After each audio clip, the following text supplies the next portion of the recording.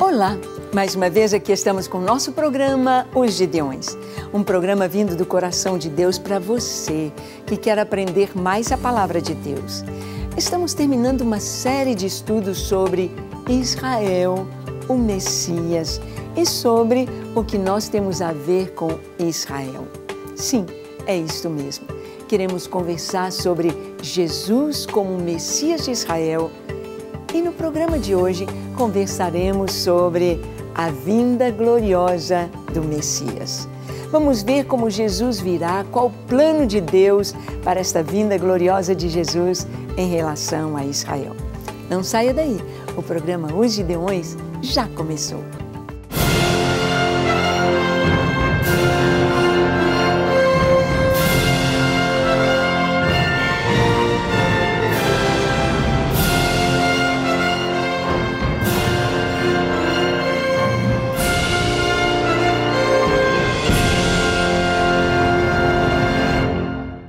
Muito bem, nós sabemos que Jesus veio, a sua primeira vinda cumpriu todas as profecias, cumpriu todo o propósito de Deus. Jesus nasceu em Belém, Jesus foi cheio do Espírito Santo, Jesus na sua infância esteve ali no Egito e a Escritura diz, do Egito chamei o meu filho. E ele veio do Egito quando Herodes morreu e ali Jesus cresceu, não em Belém onde nasceu, mas em Nazaré, para também ser chamado de um Nazareno, conforme as Escrituras, conforme está escrito no Evangelho de Mateus. Ele cumpriu todas as profecias. Nós vemos que Jesus morreu ali na cruz, ali no Monte Calvário. Jesus deu a sua vida ali por nós, de acordo com as profecias, de acordo com o que está escrito no Salmo 22, de acordo com o que está escrito em Isaías capítulo 53. Mas você pergunta aos judeus hoje, por que vocês não creem que Jesus de Nazaré é o Messias? E eles dizem, porque ele morreu. E porque o Messias vai colocar Jerusalém como a capital dos povos. O Messias vai reinar glorioso sobre toda a terra e sobre Jerusalém. E Jesus morreu. Só que eles estão olhando a primeira vinda de Jesus.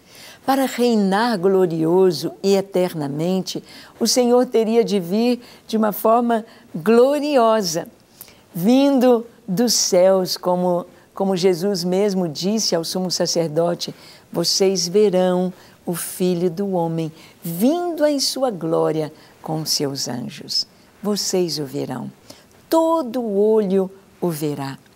E nós vimos que se cumpriu em Jesus, na primeira vinda dele, toda a obra divina para que o homem fosse salvo, para que recebesse o perdão dos seus pecados.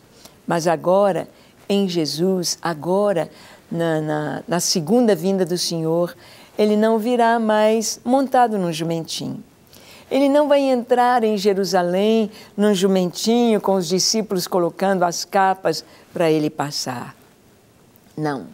Agora o Senhor glorioso virá montado num cavalo branco, vestido como um herói, vestido como um general vitorioso, com vestes talares, com um cinto de ouro na altura do peito, seus cabelos brancos como a lã, seus olhos como chama de fogo, da sua boca sai uma aguda espada de 2 gumes, e ele tem nas suas mãos as 7 estrelas, ele caminha no meio dos 7 castiçais e ele voltará glorioso, tendo no seu manto escrito Rei dos Reis e Senhor dos Senhores.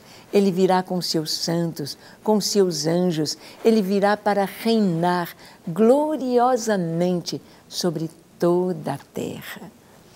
Nós precisamos conhecer as Escrituras e precisamos ver a volta gloriosa de Jesus. Vamos ver o que está escrito em Apocalipse capítulo 1, versículos 7 e 8. Diz assim, eis que vem com as nuvens, e todo olho verá, até quantos o traspassaram. E todas as tribos da terra se lamentarão sobre ele, certamente. Amém. Esta é a palavra. Diz que, eis que vem com as nuvens e todo olho verá, até quantos o transpassaram. Todo olho verá a vinda do Senhor. Todos. No arrebatamento da igreja, quando soar a última trombeta, diz o apóstolo Paulo, num abrir e fechar de olhos, os mortos em Cristo ressuscitarão primeiro. Então nós, os que estivermos vivos, seremos transformados, indo ao encontro do Senhor nas nuvens. Isto vai acontecer e só quem vai perceber, só quem vai ouvir o som desse chofar, só quem vai ver Jesus glorioso nas nuvens e vai subir ao seu encontro é a igreja. A igreja, ou melhor, os salvos, todos aqueles desde Adão até a última pessoa que converteu ou que nasceu naquele período, naquele dia, naquele momento ali do arrebatamento da igreja, somente estes é que vão perceber este acontecimento. É que ouvirão a trombeta e verão o Senhor. Nós aguardamos este dia, aguardamos ansiosamente nessa expectativa tão linda de glorificar o Senhor, de ver a sua majestade, de contemplar a sua face e de subir para as bodas do Cordeiro. E então, passaremos pelo tribunal de Cristo, entraremos para as bodas do Cordeiro e viremos com Jesus em glória. Aí todo olho verá. Até quantos o transpassaram? Quem seriam estes que verão Jesus, que o transpassaram? O povo de Israel, quando disse, caia sobre nós o seu sangue e sobre os nossos filhos, assumindo a responsabilidade de entregar Jesus para a cruz. Eles o verão. Verão aquele a quem transpassaram, diz Zacarias, e o prantearão, como se pranteia pelo filho unigênito, pelo primogênito. Está escrito que todo olho verá, todas as tribos da terra se lamentarão sobre ele. Certamente. Amém. E o Senhor continua dizendo, eu sou o Alfa e o Ômega, diz o Senhor, aquele que é, que era e que há de vir, o Todo-Poderoso. Quem é aquele que é, que era e que há de vir? Jesus, Yeshua de Nazaré, Jesus o Cristo, Jesus o Messias de Israel. Ele é aquele que é, que era, porque Jesus não começou a existir há 2000 anos atrás, ele já existia antes de ser concebido ali no ventre de Maria, antes de tornar-se aquela sementinha e tornar-se um ser humano, antes, ele disse aos discípulos, aos fariseus, antes que Abraão existisse, eu sou. Jesus, no livro de João, o Evangelho de João, por 7 vezes ele assume o nome de Deus, dizendo, eu sou. Ele diz, eu sou a ressurreição e a vida, quem crê em mim, ainda que esteja morto, viverá.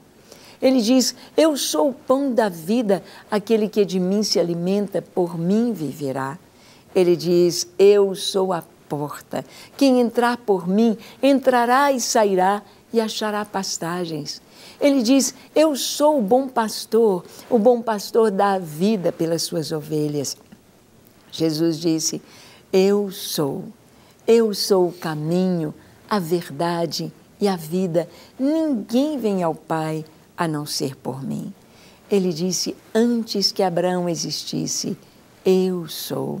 Eu sou a luz do mundo. Aquele que me segue não andará em trevas, pelo contrário, terá a luz da vida. Jesus é o grande eu sou. Ele disse, eu e o Pai somos um. Ele admitiu a sua divindade, ele recebeu adoração e ele recebe adoração aqui no Apocalipse, proclamando que ele é o Filho de Deus, do Deus vivo e verdadeiro. E no Apocalipse, João viu o Senhor glorioso, no capítulo 19, versículos 11 a 16, nós vamos ver a glória do Senhor, a glória da sua vinda. Como Jesus virá, está escrito: vi o céu aberto, e eis um cavalo branco. O seu cavaleiro se chama Fiel e Verdadeiro, e julga e peleja com justiça. Aqui no livro do Apocalipse, nós vamos ver 2 cavaleiros do cavalo branco. O primeiro está entre os 4 cavaleiros do Apocalipse, um cavalo branco, um cavalo vermelho, um cavalo amarelo e um cavalo preto. Nós sabemos que esse cavalo branco, o seu cavaleiro recebe uma coroa e ele sai vencendo e para vencer. E ele traz na sua mão um arco. Esse primeiro cavaleiro é o anticristo. O anticristo, aquele que quer imitar Cristo em tudo. Cristo virá montado num cavalo branco, mas ele se chama Fiel e Verdadeiro.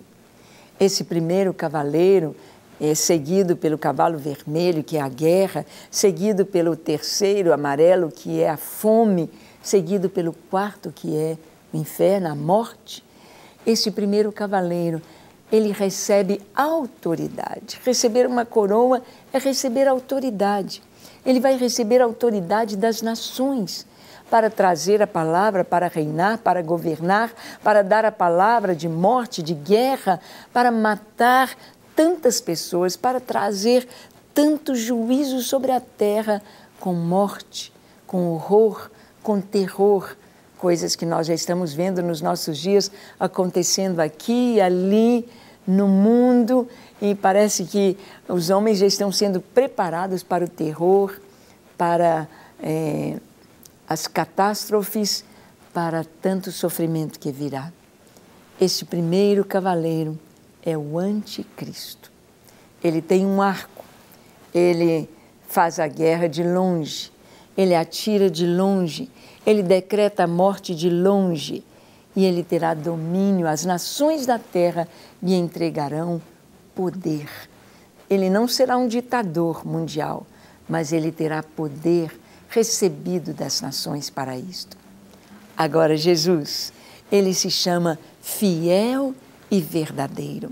Fiel porque ele cumpre a sua palavra. Fiel porque a sua palavra não cai por terra.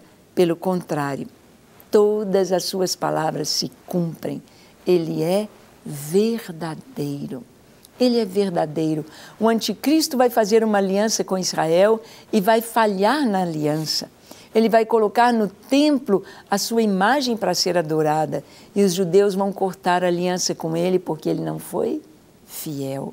Mas Jesus, Yeshua de Nazaré, Jesus chamado Cristo, Jesus, o nosso Senhor, é absolutamente fiel e verdadeiro. E ele julga e peleja com justiça. Este é o grande diferencial entre Jesus e o anticristo. Jesus julga e peleja com justiça. Tudo que o Senhor faz é correto, é na luz, é absolutamente verdadeiro e fiel. Tudo que o inimigo faz é com mentira, é com engano, é fazendo as coisas para tentar alcançar os seus objetivos através de máscaras e de engano. Diz uma coisa e faz outra. Mas Jesus diz que, a palavra diz que ele julga e peleja com justiça. No próximo versículo, descrevendo, Jesus diz: os seus olhos são como chama de fogo. Na sua cabeça há muitos diademas. Tem um nome escrito que ninguém conhece, senão Ele mesmo. Seus olhos são como chama de fogo, porque o Senhor pode ver o nosso interior. Porque nada passa desapercebido por Deus. Porque Ele sabe todas as coisas. Seus olhos perscrutam o mais íntimo do nosso ser, até aqueles lugares que nós mesmos não conhecemos, não sabemos. Se pedimos: Senhor, sonda-me, Senhor, conhece-me, Senhor, limpa-me, Senhor, lava-me. O Senhor, com seus olhos de fogo, nos mostra onde está a falha, nos mostra onde está a brecha, nos mostra onde está a rachadura, nos mostra onde está o erro, o pecado, para que seja corrigido, para que haja arrependimento, para que sejamos restaurados. Porque o Senhor age assim na luz. Seus olhos são como chama de fogo e na sua cabeça há muitos diademas. O diadema é coroa. Coroa fala de autoridade. Não uma coroa, nem duas, nem três, mas muitos. Muitos diademas. Muitos é perder a conta. Cada um de nós, quando nós entregamos a autoridade da nossa vida a Jesus, nós o coroamos. Nós estamos dizendo, Tu és Senhor. É Senhor da minha vida, é Senhor da minha família, é Senhor do meu trabalho, é Senhor dos meus negócios, é Senhor da minha casa, é Senhor da minha vida. Nós estamos coroando o Senhor. Jesus é este cavaleiro do cavalo branco que se chama fiel e verdadeiro e que tem na sua cabeça muitos diademas. E entre esses diademas, nessas coroas, ele tem um nome escrito que ninguém conhece. Um nome que somente ele sabe. Um nome que revela seu caráter. Um nome que revela sua glória. Esse nome nós o saberemos lá, quando o virmos face a face, quando nos alegrarmos com ele. Tem um nome escrito que ninguém conhece, senão ele mesmo. E o texto continua dizendo, está vestido de um manto tinto de sangue, e o seu nome se chama o Verbo de Deus. E seguiam-no os exércitos que há no céu, montando cavalos brancos, com vestiduras de linho finíssimo, branco e puro. Agora está descrevendo não apenas o seu rosto, seus olhos como chama de fogo e muitos diademas em sua cabeça, mas descrevendo como ele está vestido. Está vestido de um manto tinto de sangue. Que cor seria este manto? Vermelho, é claro. Um manto tinto de sangue. Este manto nos fala de duas coisas, porque o manto é autoridade, poder, é o reino. Se o manto tinto de sangue está dizendo que ele reina sobre todos aqueles que receberam perdão dos pecados pelo seu sangue derramado na cruz. Cada pecado nosso, para ser lavado, para ser perdoado, é somente pelo sangue de Jesus. Por isso, para o cristão, o pecado não é um programa, o pecado não é uma coisa que faz parte da sua vida, porque o pecado necessita do sangue derramado para haver o perdão. Mas na vida do cristão, o pecado é um acidente, é algo que não estava programado, é algo que ele não queria, mas se aconteceu, ele se arrepende, ele chora, ele pede perdão a Deus e ele é lavado aonde? No sangue do Cordeiro. Esse manto tinto de sangue nos fala da obra de Jesus na cruz para conquistar este povo tão grande e tão lindo. O povo remido, lavado, remido no seu sangue. Seu manto está tinto de sangue e o seu nome se chama o Verbo de Deus. O Verbo de Deus. É assim que João começa o Evangelho. No princípio era o Verbo, e o Verbo estava com Deus, e o Verbo era Deus. Ele estava no princípio com Deus, todas as coisas foram feitas por intermédio dele, e sem ele, nada do que foi feito se fez. O Verbo de Deus. Verbo é a palavra em ação. Jesus é a palavra, é o Verbo de Deus que se fez carne. Ele é a palavra de Deus. Quando você lê a Escritura, você está lendo algo vivo. O próprio Verbo de Deus ali está, falando conosco. Por isso, quando você abrir a Bíblia para ler, não abra como um livro qualquer. Não leia a Bíblia como você lê qualquer livro, mas leia como a palavra de Deus. E o Verbo se fez carne e habitou entre nós. E vimos a sua glória, glória como do unigênito do Pai. O seu nome é o Verbo de Deus. E seguiam-nos os exércitos do céu. E diz o texto, sai da sua boca uma espada afiada, para com ela ferir as nações. E ele mesmo as regerá com cetro de ferro, e pessoalmente pisa o lagar do vinho do furor da ira do Deus Todo-Poderoso. Aqui está a segunda interpretação do seu manto tinto de sangue. A primeira fala do perdão dos pecados pelo seu sangue derramado. A segunda é que aqueles que não receberam o perdão dos seus pecados, aqueles que não se arrependeram, aqueles que não buscaram o perdão e a limpeza da sua vida em Cristo, então sofrerão o juízo. O juízo, a ira de Deus derramada sobre a terra, derramada sobre os homens, porque da sua boca sai uma aguda espada. E com a espada da sua boca, ele vencerá Satanás, o adversário. Vencerá o falso profeta, vencerá o anticristo. Então, a segunda vinda de Jesus, a sua vinda gloriosa, nos fala desse rei soberano, de cuja boca sai a espada, para ferir as nações, e ele mesmo as regerá com cetro de ferro. Reger, governar, significa o Senhor como rei absoluto sobre toda a terra. Mas ele pisa o lagar. Pisar as uvas, esmagando-as para aquele caldo, aquele suco formar o vinho. Assim o lagar será pisado. Assim o julgamento virá sobre a terra.